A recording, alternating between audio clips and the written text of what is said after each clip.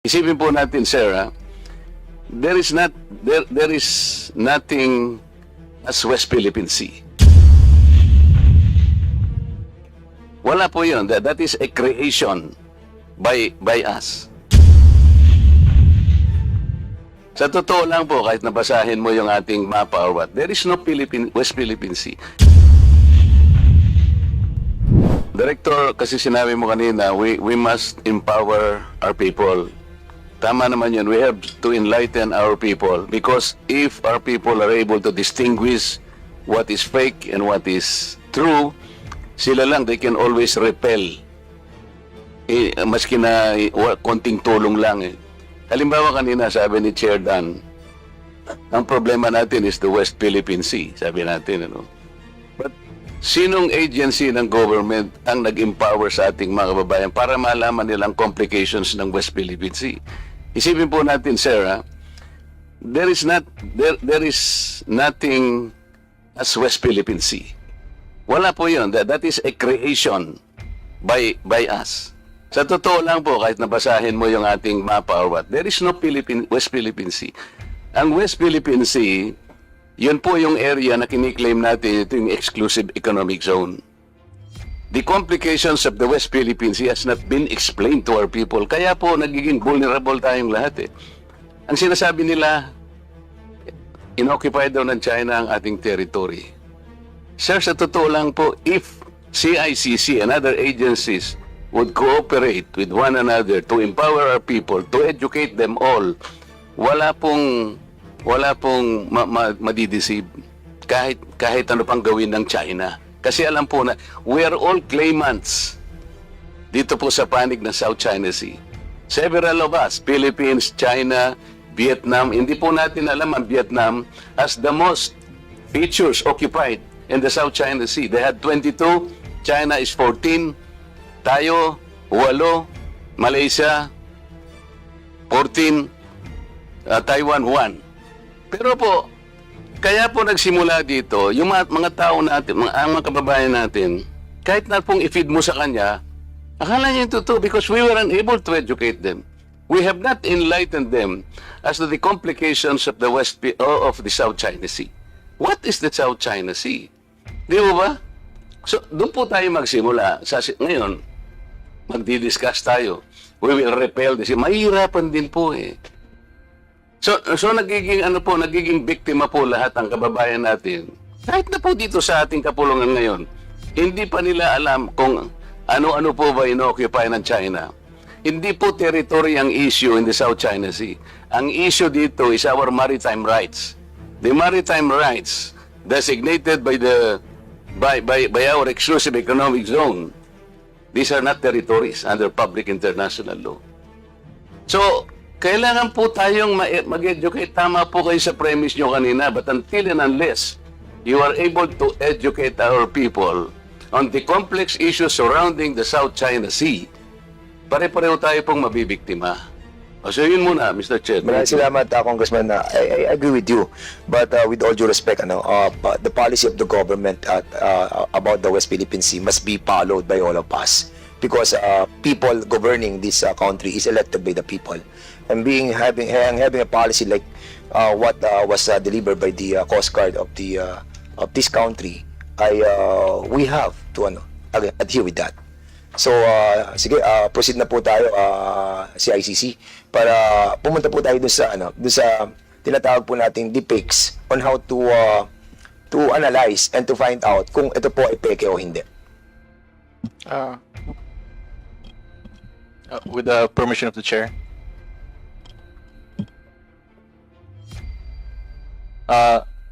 Good afternoon po. I am Marco, an agent of CICC, and I'll be presenting one of the tools that will basically detect deepfakes. So this tool, if you run it on your computer, anything that will be seen or you've watched on the computer, say for example, a YouTube video, Facebook video, a video from X, this tool will be able to detect it. So I will be quickly doing a demo of this tool.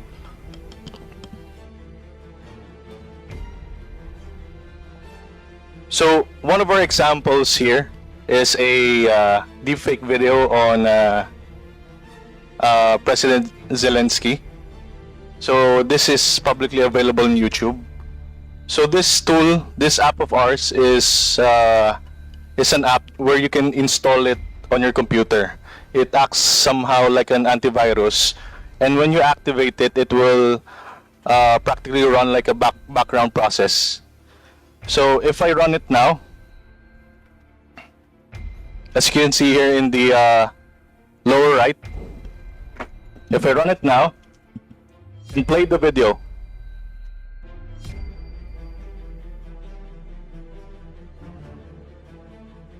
so it will take some time to analyze the video, and you can see on the lower right that you have a notification there. The zoom. Zoom niyo yan. Yeah, on the lower right, please.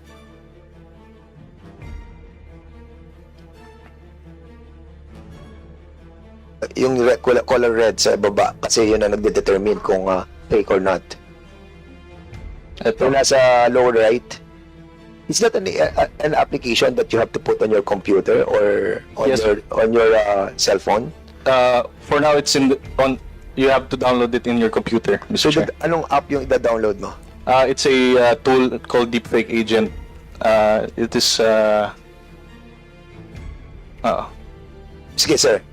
Mr. Chair, this is the tool that we have recently acquired, licensed software, which we intend to disseminate to the different watchdogs, to the civil society members who have a large following, so that madali report How about the members of this committee? Kasi kami rin, wala na naman kaming capacity to find out kung, well, lumabas nga yung pulburon eh. Minsan, nakukonfuse ka. What more? That's Yung right. others. So, mabibigyan din po kami ng ganyang, Well, Mr. Chair, the more the merrier, no? Okay. Because we will have a community-based fact checker. Hindi na siya controlled. These are independent fact checkers na who will only report to us. How will you do that? By registration. We have a policy right now that's being developed together with the other members of the Council of CICC as a guideline for reporting. You see, we have very limited manpower and very limited. If you have limited manpower, you cannot patrol the whole cyberspace. Sige po. So, pwede ba natin muna ituloy yan para makita natin kung paano, how it works? Sige, CICC? Anong pangalan mo, Marco, Mr. Sige, Chair. Marco, please. Okay, so nag-run through na yung process. So basically, the tool will take snapshots of the deepfake video. So as you can see, if I maximize it here, ayan yung samples, and it practically traces the face where it detects the anomaly. So it's practically automated na. So anything you view sa screen mo, and at the same time this tool is being run, magno-notify agad siya pag merong deepfake. So, kapag nasa iyo na yung tool na yan, halimbawa sa laptop or sa cellphone, bago ka manood ng isang content or isang video, i-put mo muna yung, yung tool na yon. Correct, Mr. Chair. And then, lalabas yung color red that kanina nakita namin. Yes, Mr. Chair. Alright. Sige. So, baka may question yung ibang kasi medyo maganda tong isyong to na makapacitate po natin yung ating mga mamayan how to distinguish para hindi na po nagdedepensa ang gobyerno o sino man na, oy, ano yan, deep fake yan, di ba? Sige. Meron ka pang sample? May isa pa tayo example, Mr. Chair. Go ahead. Ito naman si Tom Cruise, no? Bruce. Ayan, Tom Cruise, go ahead. So, ang gagawin ko ulit is to activate the tool and then run through the video.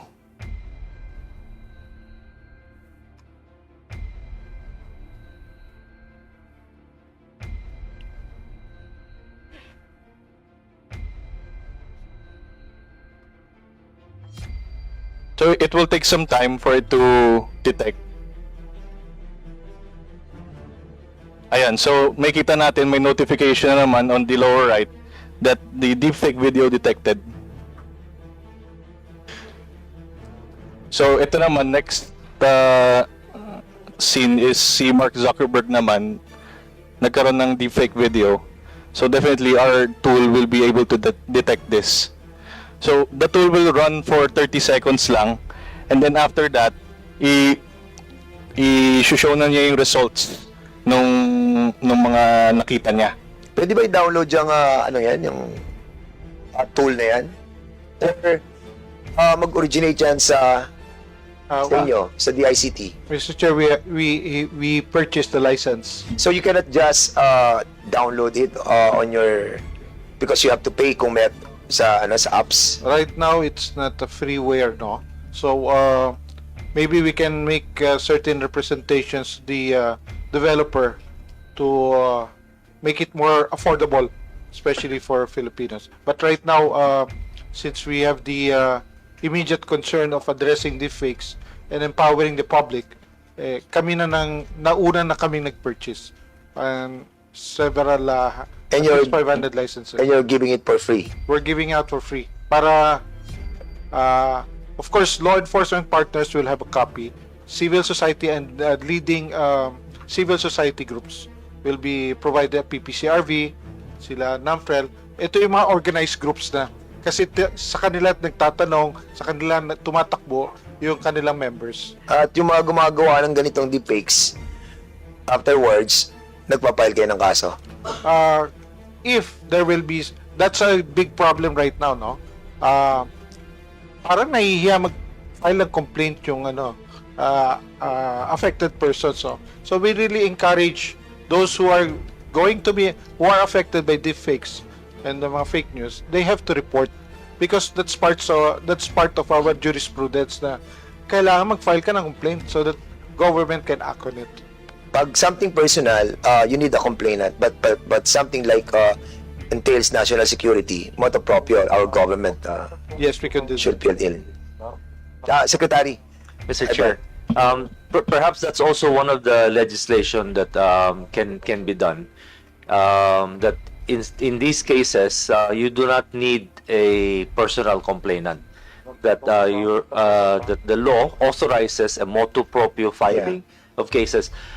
If you would notice, Mr. Chair, in many instances, these cyber criminals really exploit this gap in the law that you require a complainant. So in the past, when a criminal robs a bank of 10 million pesos, you definitely have a complainant, the bank, kasi ninakawan siya ng 10 million. But a cyber criminal will steal 1 peso from 10 million people, there will be no complainant because ang ninakawan, piso lang. And the complainant will not go to the extent of filing a case and going through all of that for 1 peso. So they get away scot-free because the law requires a complainant to file the case. So in this case, I think the law should allow the law enforcement agency or the prosecution the motu proprio power to represent the people, since it's always the people versus the represent the people without a private complainant to file against these cyber criminals. yeah, I agree with you. Yes. At least nakikita natin yung mga lapses natin, loopholes natin. So, it's a good thing that we have a committee hearing like this, no? Para ma-resolve po natin yung mga gaps. Siguro, proceed po tayo sa, kung wala na po sa CICC, punta na po tayo sa DOJ. Meron pa ba sa CICC? Ha? That's all for now. NTC pala, NTC. NTC, please. Good afternoon, Mr. Chair. We joined CICC and DICT's representations. Thank you so much. Ang NTC kasama sa ano, no? Hindi nila kasama sa coordinating center, di ba? Sige, tanungin na lang kayo ng mga members mamaya NTC. DOJ. Good afternoon, Mr. Chair, as well as the co-chairpersons of this TRICOM and our esteemed congressmen. First and foremost, Your Honor, I am State Prosecutor Adan Parocha, Your Honor, and I am representing the Office of Cybercrime in my capacity as the OIC Director, Your Honor. And we joined the presentation of the DICT and CICC, Your Honor, as a council, which we agreed upon and formulated last Friday and yesterday, Your Honor. So we are already part of the presentation, Your Honor. Yes, okay. NBI Cybercrime Division. Good afternoon again, Mr. Chair, and our esteemed members of the Congress. We are one with the CICC as member of the Council. So the presentation of the CICC was a consolidated effort of all of the agencies involved in the Council, Mr. Chair. Okay. NBI, PNP, Anti-Cybercrime Group. Thank you, Mr. Chair. Good afternoon to everyone.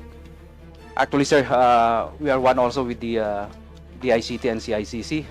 We have just recently a meeting, and probably the PNP will just be submitting our position paper, our recommendations, and in behalf of the Chief of the Philippine National Police, Police General Romel Francisco Marbil, would like to extend our gratitude for inviting us here. Thank you. Kanina, just si General Torre. I think biktima rin siya ng ng fake di ba? Pero nag-file siya. Nag-file siya, di ba? Nag-file siya ng kaso, si General Torre. Sayang, hindi natin nakalista siya eh. Tatanungisan natin siya about it. Anyway, punta mo tayo sa independent media organization. Yung ating pong mga... Yes. Ay, okay. O, sige, bigyan natin ng chance yung ating pong, yung sa additional academe, si Professor Enrico Basilio from UP, SIPAG. Sige, sir. You are Magandang recognized. hapon, Mr. Chair and members of the TRICOM and guests. Thank you, Mr. Chair, for inviting us to this hearing. With me is a colleague from the Center for Policy and Executive Development of the UP National College of Public Administration and Governance, Ms. Ella Chavez, who is the research policy focal person Speak louder po. on Yes. yes, sir, on Yung mic cybersecurity lang po, and lapit na konti. AI.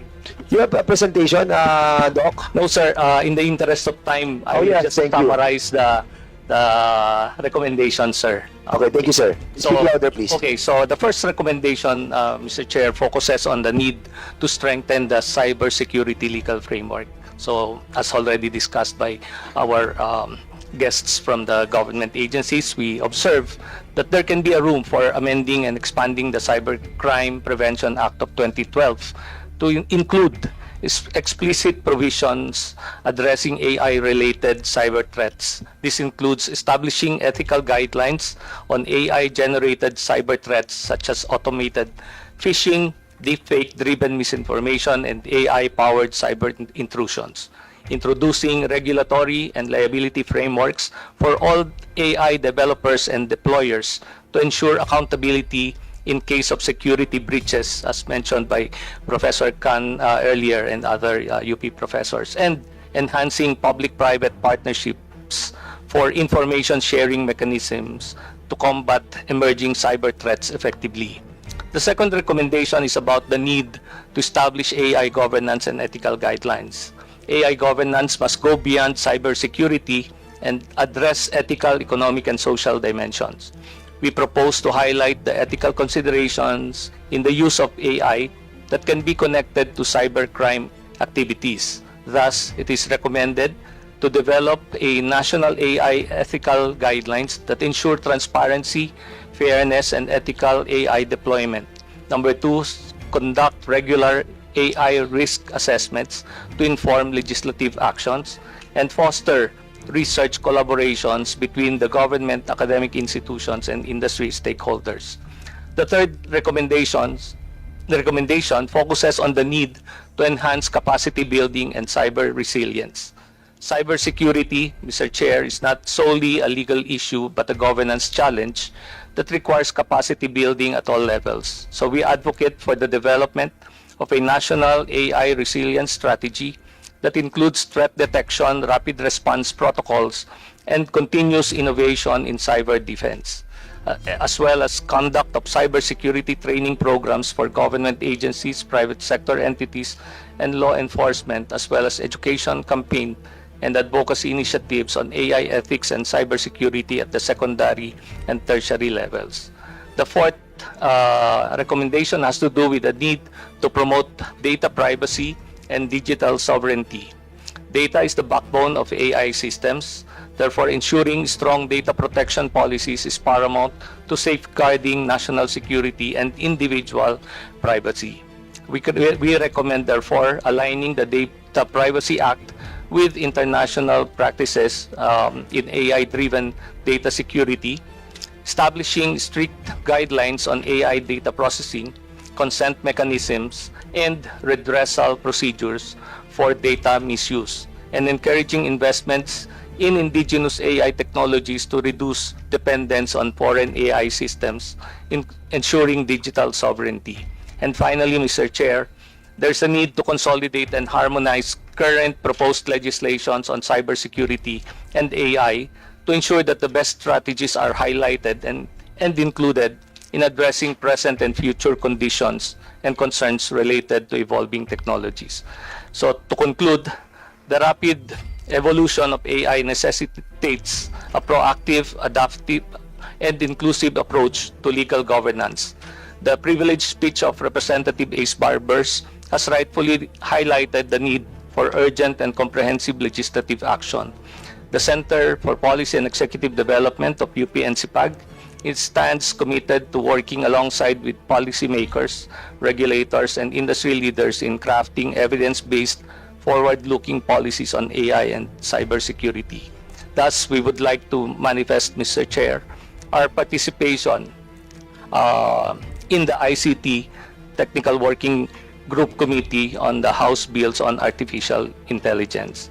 And we will submit formally our position to the joint committees. Maraming salamat po at magandang hapon na po sa kanilang lahat. Yes, thank you so much, sir. So, pag-proceed po tayo sa Independent Media Organization website. Konti na lang po to. And then our mga vloggers, and then we can start the interpellation. So, si Miss Ellen Tordesillas, President ng Vera Files. Ma'am, you are recognized. Magandang hapon po, Chairman Fernandez, saka yung mga co-chairs itong sa Joint Committee, at saka lahat na, the Honorable Congressman here. Ako po si Ellen Tordesillas, isang journalist. Tama ba? Kasama po ako sa founders ng Vera Files. Vera Files is ito. Okay ba? Yeah. Okay. Vera Files is a non-profit media organization registered with the SEC. Yeah. Our objective in forming Vera Files is to advance excellence in journalism, which we consider as an important pillar of democracy. Okay. Vera Files does a lot of fact-checking, fact-checking with us is we debunk published falsehood with verified facts. And it is also, fact-checking is also accountability journalism. We want to hold responsible all those who spread falsehood. Vera Files is a member of the International Fact-Checking Network. It's an organization of more than 170 fact-checkers all over the world who adhere to international standards in fact-checking. Vera Files is also a third-party fact-checker of Meta, Facebook here in the Philippines. As a third-party fact-checker of Meta, we don't block, we don't delete falsehood that are proliferating in the platform. We identify what are false, misleading in the platform to help the platform become more safe and to prevent harm for those who are visiting the. I mean that's the purpose of Meta setting up the program of fact checking in their platform. Then what you call it, in the process of fact checking, we have identified most of the falsehoods that we identify in social media are scams, hoaxes, and Mr. Chair, can I interrupt? Is Secretary Oy leaving now? May tatanong sa kanya kasi, sandali lang sana. Alis na ba siya? For a few minutes na lang. Ang tanong niya, mag-ingat ka na? Mag-ingat ka. ano, Sabi ko, no, dito sana eh. Kaya lang, mamaya lang. Thank you, Congressman Plato, for your understanding.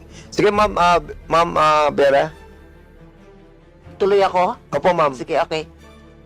Sa pag ano namin, sa pag-check namin sa as of third party fact checker of Meta, ang mga nakikita namin karamihan na falsehood, you know, I try to avoid the term fake news because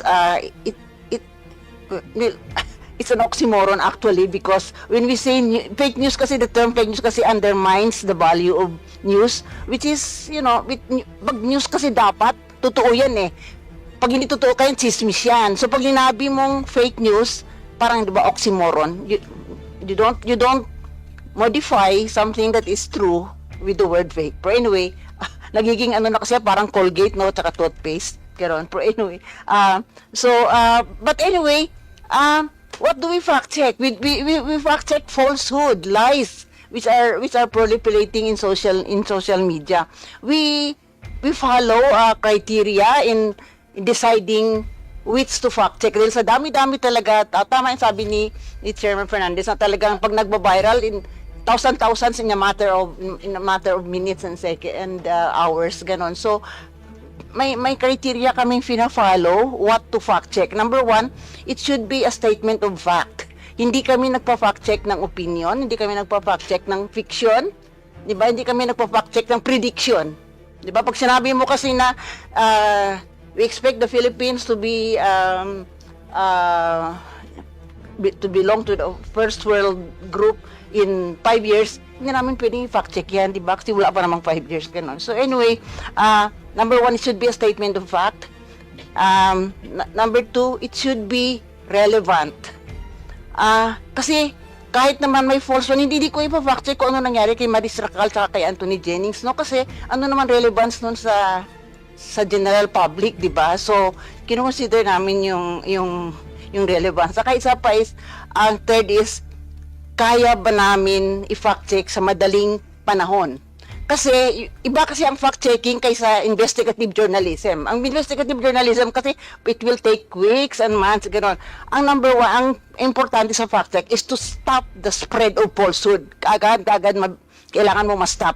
So kailangan, kaya ba namin ito i-fact check at least one day, you know? Mahaba na kasi yung one day, but mahaba na siguro yung 2 araw. Kailangan ma-stop. Tsaka kailangan kasi pag nag-fact check kami, we debunk falsehood with verified facts. Hindi namin pwedeng hindi kami pwedeng magsabi lang na mali, ganon. Kasi 'di ba, pangit naman yung na-fact checker ka tapos yung fact check mo mali rin, 'di ba? So, kailangan verified facts. And ang additional criteria namin is yung virality. Kasi kung mas viral, mas urgent yun ang isa-stop na. Yun ang uunahin namin, ganun. So yun ang aming mga criteria namin sa pag-practice. Ang karamihan sa mga nakikita namin na falsehood sa social media are scams, no? Yung mga nanloloko, yung ayuda, SWS. Magbibigay sila marami yan. Maraming naloloko diyan. Marami rin ang usually health scams, ganon yung mga gamot sa diabetes, gamot sa cancer. In fact, ang isa sa mga naloko nga sa gamot ng diabetes, yung ating national artist na si Kidlat Tahimik. Nakabili siya ng package ba yun na binibenta ng diabetes. Hindi naman. Kasi ang mga nanloloko kasi dito, they earn money by the clicks, di ba? So, gagawa lang sila ng mga headline na clickbait, we call it clickbaits. The moment nag-click ka, kikita na sila dun eh. So, wala namang laman yung kanilang website, pero kumikita sila dun. So, tingnan, marami. Tapos hoaxes, yung mga namamatay, like, namatay si Jackie Chan. Yan, kahit na, magugulat ka, di ba? Magugulat ka. Tapos, kahit na later on malaman mo na hindi totoo, nakaklik ka na, di ba? So, yun ang marami. Tapos, ngayon habang lumalapit yung election, tumataas yung falsehoods na lumalabas related to sa election. So, medyo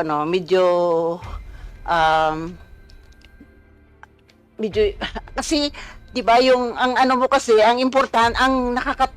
nakakabahala kasi dito sa disinformation na nangyayari is kasi tayo 'di ba we make decisions based on the information that we have. So kahit from sa maliit na bagay hanggang sa matters of national interest, lahat yun nakabase yun sa tamang impormasyon. So kung sa election na to, magdi-decide tayo kung sino yung bubutuhin natin para magiging mga leader natin sa ating community hanggang sa national. So kailangan dapat yung decision natin nakabase sa tamang kung kandidato ba na ito gumagawa or maraming nagawang masama o whatever, ano siyang klaseng tao. So, importante yun. So, ngayon habang palapit yung eleksyon, masyadong may dumadami yung falsehood. So, as third-party fact-checker ng Facebook, kasi maraming nagagalit sa amin dahil akala nila nagbablock kami ang nagdi-delete ng mga post. Hindi nangyayari yun. Di ba sabi ko kanina, kinaklasify, pag may nakikita kaming falsehood sa Facebook, everyday, pagkagising namin, yun ang trabaho namin, to scour the social media of false and lies that are proliferating in the platform. So, ginagawa namin, so yun, may proseso kami para masigurado na yung aming fact check ay nakabase rin sa facts, ganon. So sinasubmit namin sa Facebook yon. Ang Facebook ngayon ang magde-decide kung anong action ang gagawin nila doon. Ang ginagawa ng Facebook usually is binababa nila yung false na yung maling post, binababa nila sa kanilang feed. So, ibig sabihin nun, kung i-click mo yan, hindi na yan basta-basta magsispread. So, ang mangyayari dyan, malilesen yung kita kasi hindi na yan basta nakikita, malilesen yung kita nung nag-post nung maling, ng maling post, gano'n. Tapos, tapos pag kinlik mo yan, pag kinlik pa niya para i-share sa iba, may lalabas na advisory na this post has been tagged by Vera Files as false. Tapos kahit yung beneficiary, yung target na papadalhan niya, magkakaroon din ng ganong notice. So pero nandyan pa rin sa platform yung kanyang post kasi hindi sabi kasi ng Facebook freedom of expression kaya hindi nila yan dinidelete. Pero sa katagalan pa rin pag tumagal ka rin na palagi ka na lang pina-flag namin, darating na rin yung oras na Facebook magde-decide na rin yung Facebook na yung account mo siguro medyo maapektuhan yung account mo. Pero Hey, hindi Miss kami Ellen, ma'am, gumagawa may nun. tanong lang po ako sa inyo. Ilan po kayong mga fact-checkers sa buong Pilipinas? Dalawa lang kami dito ang Ano po part isa? ng Facebook. Aside from Vera Paz, Vera Paz Rappler. saka Tapos, Rappler po. yung sinasabi ko kanina, yung IF, dalawa lang kami dito. Ang Philippine-based. Meron pa isa kasi yung Agence France Press, ganon. Pero yung, Ma'am, speak louder po. Hindi po namin kayo madinig. aside kasi from ang Philippine registered na fact checker is Vera Paz and Rappler. Pero meron pang isa dito na nag-operate dito sa Pilipinas, yung Agence France Press, which is an international organization. They fact check. But there are 6 mayroong yung certified ng IFCN,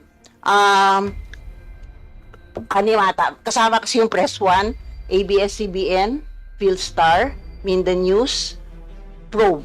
Yun pa yung Okay. ano yan na mayroong IFCN certified yan. Pero maraming nagpa-fact check, maraming nagpa-fact check.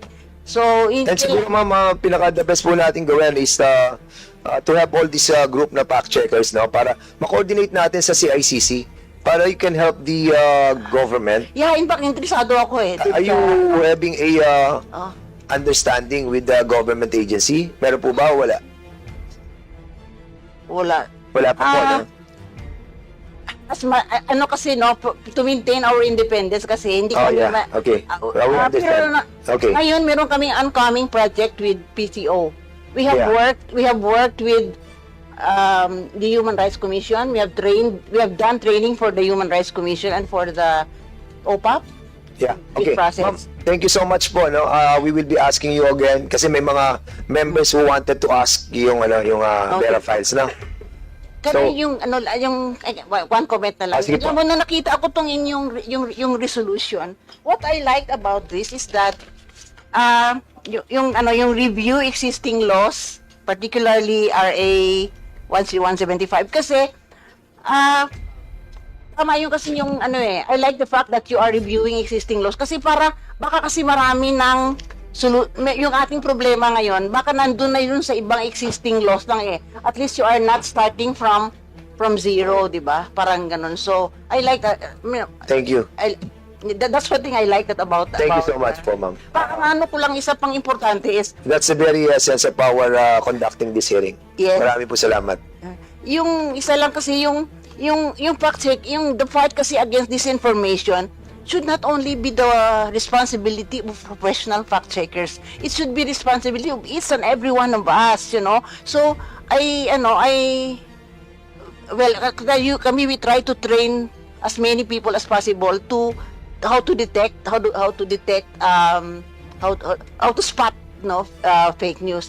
Pero ang importante talaga is the value of yung valuing truthfulness. Kasi dapat pag may nakita tayong lies and falsehood, dapat maano na tayo yung antena mo dapat mag-on at saka mag-turn off ka Kaya lang, I'm worried sometimes that we take the lack of truthfulness parang casually for granted. So I think we should, yun ang pinakaano ko is, I think we should strengthen our appreciation for truthfulness. And it should not start only, it should start, the school should as Yes, ma'am.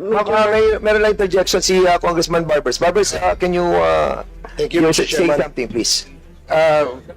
We appreciate, Ma'am Ellen, yung iyong comments, no? Dahil gaya rin po ninyo, gusto rin po natin na puro katotohanan din yung nababasa, nakikita, napapanood sa social media. Matanong ko lang po kayo sa inyong personal na opinion na Miss Ellen, ano ba ang opinion nyo tungkol sa mga vloggers? kaya sinabi ko kanina, I'm a journalist. Yeah. Kasi merong mga journalist na nagbablog, di ba? But blogging does not make you a journalist. Yun kasi as a journalist kasi, we adhere to the core values of journalism, which are truthfulness, Yes, fairness. ma'am. Meron po kayong code of ethics, di ba? Yes, Meron po oo. kayong code of conduct. Tama? Oo. Dito ba sa social media vlogging, naniniwala kayo na kailangan natin lagyan ng code of conduct or at least man lang merong ethical standards Dapat. ang gumagamit. Okay, salamat po ma'am. Yun lang po ang opinion na gusto namin marinig sa inyo. Thank you. Yeah, sige, yun. Salamat din.